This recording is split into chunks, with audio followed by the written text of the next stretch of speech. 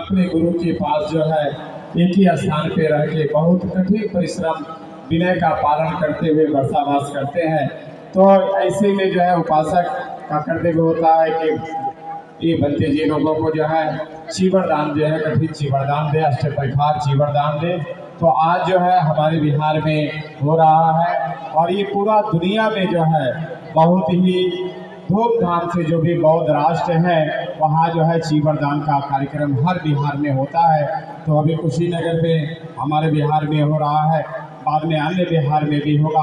तो आज के जो हमारे मुख्य दाता जो है शांति गुरुमा जी जो है चीवर दान का लेंगे और आप लोग भी जो है जो अष्ट परिखार चीवर दान जो है आप लोग लिए हैं सब लोग अपने अपने हाथ में ले लेंगे। जो महाराष्ट्र से गुजरात से यहाँ के लोग जो है जो बनते जी बोलेंगे उसको आप सभी लोग बोलेंगे।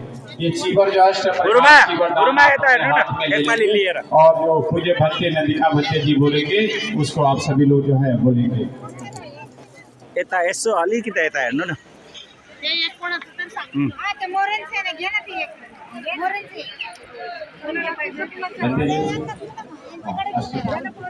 कठिन चीवर दान बोलिए, जो बनते जी बोलेंगे आप सभी लोग बोलेंगे।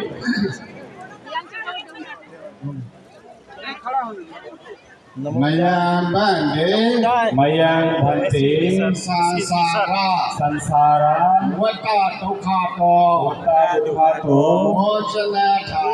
मोचनार्थाय इमिना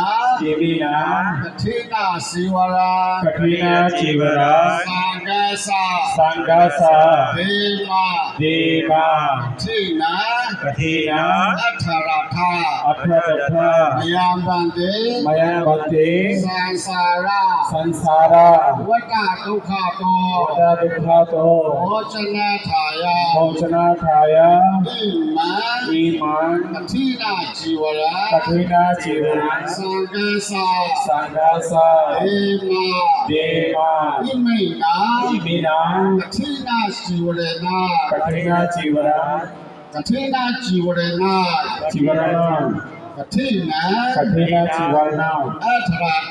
अठरथा मयं भन्ते संसारा वता दुखातो मोचनार्थाय इमान कठिना चीवरा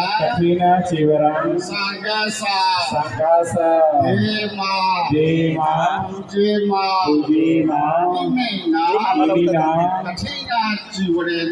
कठिना चीवरा अठरथा इदं मे पुण्या आस्वर्तया वहां होतु इदं मे पुण्या मानसा अच्यो होतु साधु साधु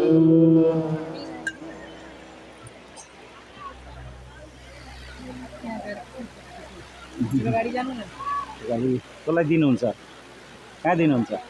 रमेश बैंकर साहब आप आ जाएं। रमेश बैंकर साहब आ जाएं। यह आज का बड़ा ही पावन पर्व है और ये पावन पर्व जो है इसका जो है पुण्य के भागी आप सभी लोग जो है हो रहे हैं, जो कठिन चीवर जो है दान दे रहे हैं। तो हमारे बीच में जो बाहर से आए हुए जो दानदाता है अष्ट परिखार चीवर जो दान दे रहे हैं उनका नाम हम जो है बता रहे हैं। आदरणीय मुरलीधर निकाले साहब जो है जो बिच्छुर जो है नेपाल जो नासिक से आए हुए हैं, इनके तरफ से जो है 6 चीवर दान जो है दे रहे हैं। आपकी प्रति बहुत ही मंगल कामना है।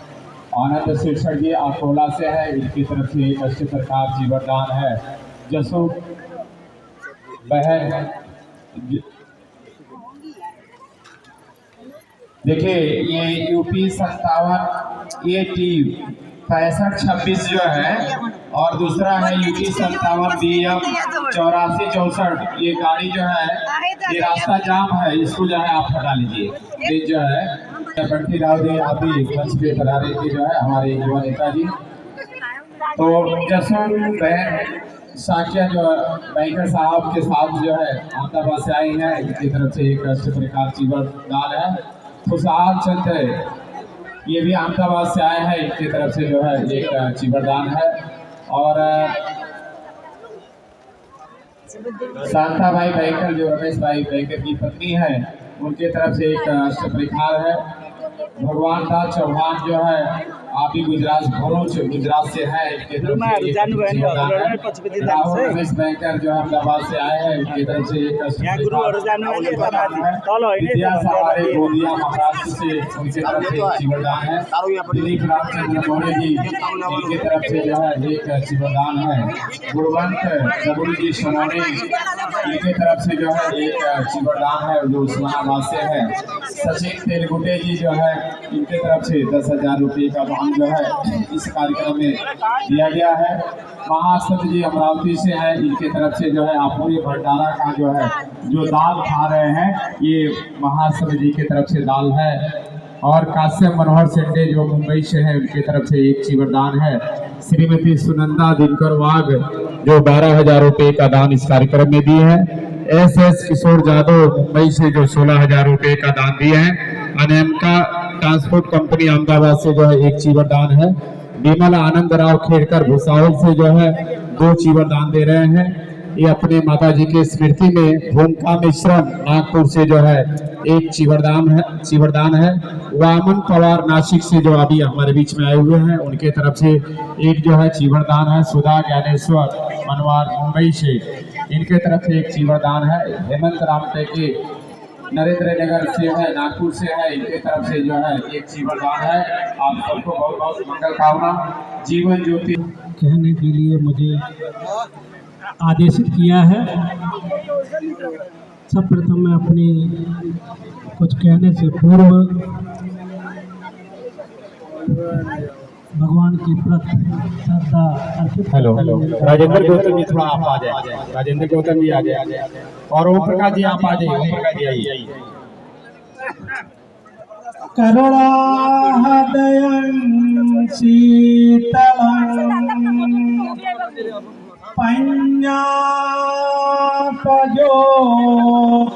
पञ्जापयोतविमुत्तमं सनरामर लोकगं गते सुगत विमुत्तमं। अर्थात जिनका हृदय करुणा से शीतल हो, जिन्होंने प्रज्ञा रूपी ज्ञान से अंधकार का नाश किया हो, जो तीनों गति के ज्ञाता हो, ऐसे साक्य मुनि को नमन वंदन करते हैं। सदा पूज्य पूजनीय बिच सांग श्रद्धावान उपासक एवं उपासिका मंच पर उपस्थित सभी अतिथियों का कठिन चीवरदान के अवसर पर बनते महेंद्र जी जो इसके संयोजक आयोजक हैं के प्रति अपनी कृतज्ञता अर्पण करता हूँ। सभी के प्रति मंगल कामनाएं करता हूँ। कठिन जो शब्द है अपने आप में बहुत ही गंभीर शब्द है। कठिन की परंपरा बुद्धकालीन से लेकर के आज तक चली हुई है। भगवान के समय में जब बरसात के समय में श्रावकों की संख्या हजारों के बीच में हुआ करती थी, और जब ये श्रमण संस्कृति के लोग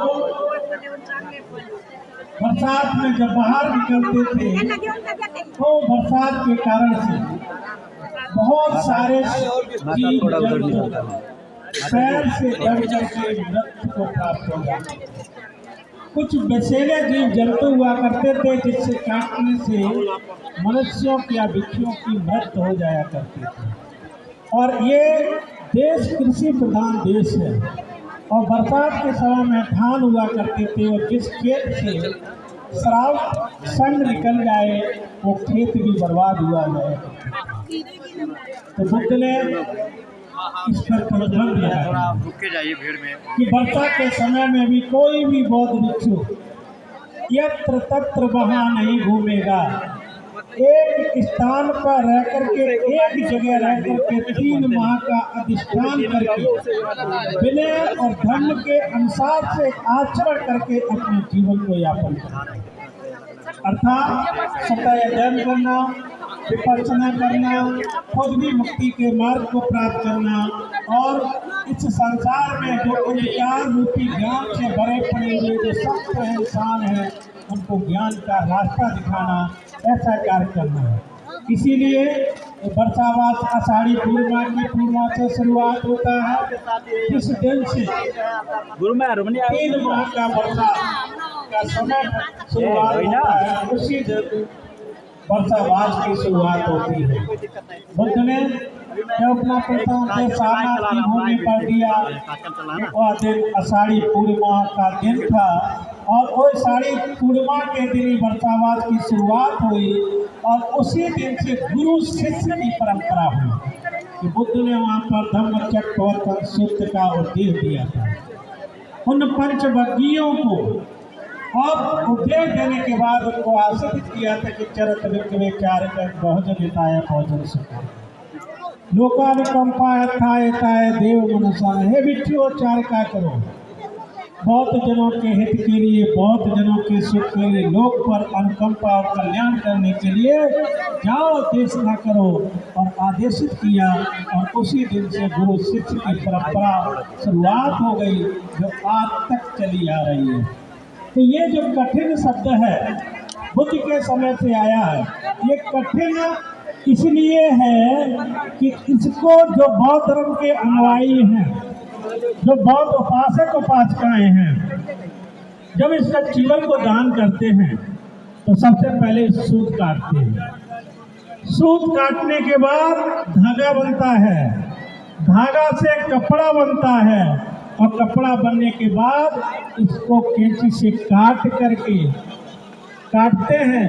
काटने के बाद सिलाई करते हैं और सिलाई करने के बाद जामुन या अर्जुन की छाल को काट करके गर्म पानी करते हैं और उस गर्म पानी में उस कपड़े को पकाया जाता है और पकाने के बाद जब वो कासाय गेरुआ वस्त्र हो जाता है तब उस बिहार में दान किया जाता है। जिस बिहार में जिस भिक्षु ने अधिष्ठान करके धर्म और विनय के अनुसार से अपना जीवन व्यतीत किया थी वहाँ, तो उसको दान करते हैं। तो इन कठिन परिस्थितियों के साथ इस वस्त्र का निर्माण होता है, इसीलिए एक कठिन है, एक कठिन शब्द दिया गया है। और चीवर जो है वो एक आम भाषा के शब्दों में कहें तो ये कफन होता है, ये मृतक वस्त्र है, ये अनित्य का भाव उत्पन्न करता है, अनित्य का संदेश देता है। भयं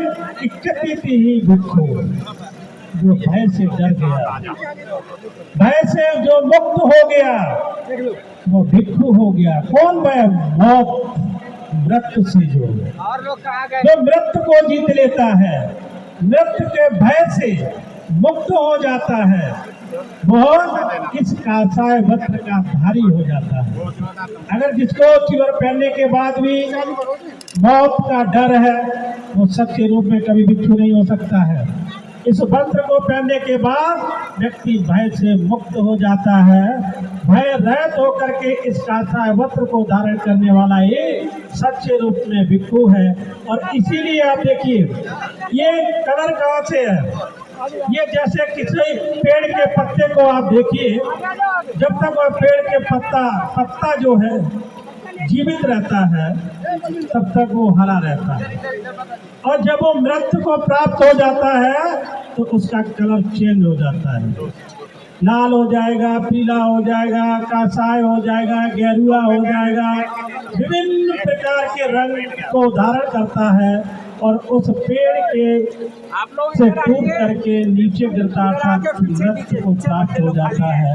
तो ये कलर भी उसी से लिया गया कि एक अनित्य भाव पैदा करता है, कि हमेशा अनित्यता का भाव हो, कि ये जीवन जो है वो नश्वर है, ये प्रकृति का कानून है। जिसने भी इस संसार में जन्म लिया है वो एक दिन इस संसार को छोड़ करके जाना है। शरीर से कोई भी व्यक्ति इस संसार में जिंदा रहने के लिए नहीं आया हुआ है। इसलिए बुद्ध ने कहा था कि जाति भी दुखा, जन्म ही दुख है। व्याधि भी दुखा, रोग होना दुख है। जरा भी दुखा, वृद्धावस्था होना दुख है। मरना भी दुखा, मरना भी दुख है। प्रिय का बिछड़ना दुख है और अप्रिय का मिलना दुख है। अर्थात पंच उपादान खंडा दुखा। ये पंच स्कंदों से बना हुआ जो हमारा शरीर है, ये दुखों का कारण है। वो जीवन बहुत छोटा है, बहुत छोटा जीवन है और इस जीवन में ये सारी अवस्थाओं को मैं प्राप्त करता हूँ। जन्म, युवावस्था, वृद्धावस्था, रोग की भी अवस्था होती है और एक दिन इस संसार को हम छोड़ करके चले जाते हैं। इसलिए जितना सदाचार के साथ में, जितना धर्म आचरण के साथ में हम अपने जीवन को जी लें, उतना ही अच्छा है। बाकी इस संसार में कुछ भी नहीं है। कब किस रूप में किस व्यक्ति की मृत्यु हो जाए कोई नहीं जानता। जीवन में कमाओगे जितना भी धन दौलत में आप चले जाओगे, जितना भी आप अपने जीवन में क्रोध, ईर्ष्या, घृणा, जलन उत्पन्न करते हैं, वो भी सब यही छोड़ करके चले जाएंगे।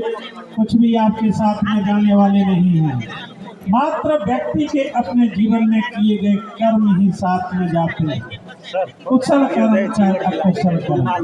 जो व्यक्ति कुशल कर्म के साथ में अपने जीवन को व्यतीत करता है, जब वो इस नश्वर शरीर को, इस नश्वर संसार से विदा होता है, तो व्यक्ति के जाने का भाव बड़ी श्रद्धा और निम्रता के साथ में उसको याद करता है।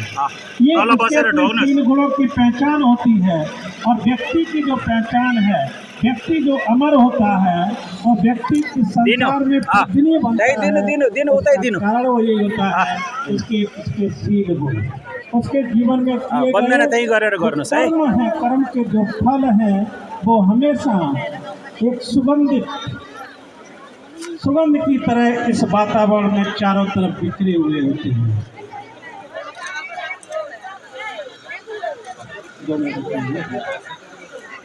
इसलिए इस संसार में आने के बाद में थोड़ी सी जीवन में मैं हाय तौबा किस बात के लिए करूँ। अगर जीवन मिला है तो बुद्ध ने कहा कि मैत्री, करुणा, ममता की संदेशों के साथ में आपको अपना जीवन व्यतीत करना चाहिए, जो भी इस जीवन का सत्य है। मैत्री के साथ लोगों को हृदय का परिवर्तन करके अपना शिष्य बना लो, वो सबसे बड़ा महान होता है।